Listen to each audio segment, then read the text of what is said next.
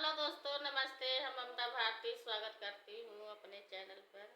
हाँ दोस्तों, आप लोग सपोर्ट करिए क्योंकि हम लोग आगे बढ़ें। और एक गाना गाने जा रही हूँ, अगर आप लोग को अच्छा लगे तो लाइक कमेंट शेयर जरूर करना। हमारे ससुर जी के 3 पर